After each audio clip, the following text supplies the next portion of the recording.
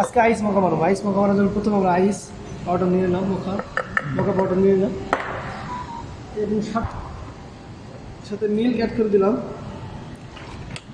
এখন এটাকে সুন্দরভাবে মিক্স করে নেব ভাই। এটা ভেরি ইজি, আইস মকা বানানো ভেরি ইজি, একবার দেখলেই বুঝতে পারবো। এখন সাথে আমি আইস দিয়ে দেবো, কমে সাথে কিছু আইস দিলাম।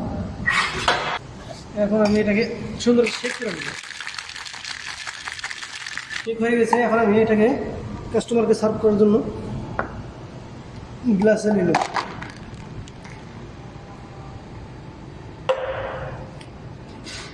এবং সাথে আমরা অ্যাড করে দেবো এসপ্রেসো।